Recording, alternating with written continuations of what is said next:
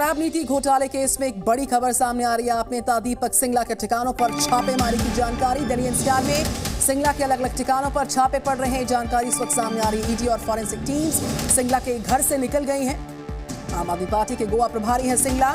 दीपक सिंगला के ठिकानों पर, आप नेता दीपक सिंगला के ठिकानों पर छापों की जानकारी। दिल्ली एनसीआर में सिंगला के ठिकानों पर छापे और जो ईडी और फॉरेंसिक टीम है वो सिंगला के घर से निकल गई है। आम आदमी पार्टी के गोवा प्रभारी हैं दीपक सिंगला। तो शराब नीति घोटाला मामले में ये ब्रेकिंग न्यूज मिल रही है। आपके जो गोवा प्रभारी हैं दीपक सिंगला, उनके अलग अलग ठिकानों पर ईडी और फॉरेंसिक टीम जो पहुंची थी वो फिलहाल निकल गई है।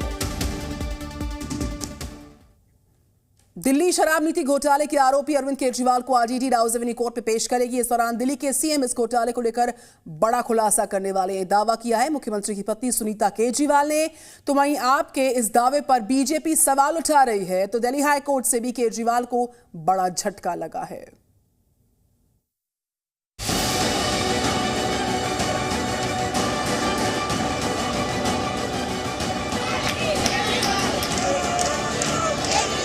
सारे देश को सच सच बताएंगे कि इस सो कॉल्ड शराब घोटाले का पैसा है कहां। दिल्ली शराब नीति घोटाले में मुख्यमंत्री अरविंद केजरीवाल पिछले 6 दिन से ईडी की रिमांड पर हैं और वहीं से सरकार चला रहे हैं। इस गिरफ्तारी के विरोध में आम आदमी पार्टी दिल्ली की सड़कों पर उतरी हुई है और जांच एजेंसी के साथ साथ केंद्र सरकार के खिलाफ प्रदर्शन कर रही है। इस बीच मुख्यमंत्री की पत्नी सुनीता केजरीवाल ने शराब नीति घोटाले को लेकर बड़ा दावा किया है। उनकी माने तो केजरीवाल के पास घोटाले से जुड़े कई सबूत हैं जिन्हें वो सबके सामने रखेंगे और सच्चाई बताएंगे। अभी तक किसी भी रेड में एक पैसा नहीं मिला। मनीष जी के यहाँ रेड मारी, संजय सिंह जी के यहाँ रेड मारी, सत्येंद्र जैन जी के यहाँ रेड मारी, एक भी पैसा नहीं मिला। हमारे यहाँ रेड मारी, मात्र 73,000 रुपए मिले। तो वो इस सो कॉल्ड शराब घोटाले का पैसा है कहां। अरविंद जी ने कहा है कि इसका खुलासा वे 28 मार्च को कोर्ट के सामने करेंगे। सारे देश को सच सच बताएंगे कि इस सो कॉल्ड शराब घोटाले का पैसा है कहां, उसका सबूत भी देंगे। सुनीता केजरीवाल के इस दावे के बाद सवाल उठता है कि शराब नीति घोटाले से जुड़े वो कौन से सबूत हैं जो अरविंद केजरीवाल के पास हैं और उन्होंने अब तक ईडी को नहीं दिए। साथ ही सवाल ये भी कि अगर उनको सच्चाई पता है तो 9 बार समन भेजने के बावजूद ईडी के सामने पेश क्यों नहीं हुए। यही सवाल बीजेपी भी उठा रही है।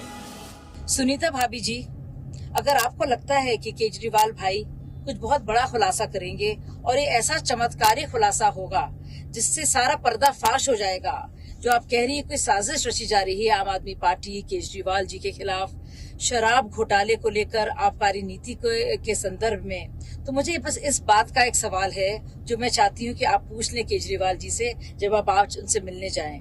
उनसे प्लीज पूछिए कि अगर इतना ज्यादा सनसनीखेज उनके पास मटेरियल है खुलासे करने का तो इन्होंने पहले क्यों नहीं किया। क्यों उन्होंने अपने साथियों को, मनीष सिसोदिया को, संजय सिंह को जेल में इतने दिन सड़ने दिया। वहीं अरविंद केजरीवाल के मुख्यमंत्री पद से इस्तीफा न देने को लेकर भी हंगामा मचा हुआ है और उन्हें पद से हटाने की मांग को लेकर एक सामाजिक कार्यकर्ता ने दिल्ली हाई कोर्ट में याचिका दायर की है, जिसमें हाई कोर्ट से अपील की गई है कि वित्तीय घोटाले में फंसे एक मुख्यमंत्री को पद पर बने रहने की अनुमति नहीं दी जानी चाहिए। एक मुख्यमंत्री का जेल में होना न केवल कानूनी प्रक्रिया में बाधा डालता है बल्कि राज्य की संवैधानिक मशीनरी को भी कमजोर करता है। इस घोटाले में ईडी ने अरविंद केजरीवाल को 21 मार्च को गिरफ्तार किया था।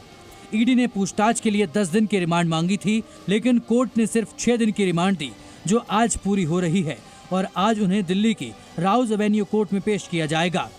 दूसरी तरफ अरविंद केजरीवाल को हाई कोर्ट से भी बड़ा झटका लगा है। दरअसल वकीलों ने दिल्ली के मुख्यमंत्री की तत्काल रिहाई और मामले में जल्द सुनवाई की मांग की थी, लेकिन ईडी ने इसका विरोध किया और केजरीवाल की रिट याचिका पर जवाब दाखिल करने के लिए समय मांग लिया। इस पर कोर्ट ने ईडी को जवाब दाखिल करने के लिए 2 अप्रैल तक का वक्त दे दिया और मामले को 3 अप्रैल के लिए लिस्ट कर दिया। इस घोटाले में केजरीवाल को लगातार झटके लग रहे हैं। अब इंतजार उस खुलासे का है जिसका दावा उनकी पत्नी ने किया है। ब्यूरो रिपोर्ट, जी मीडिया। जी न्यूज़।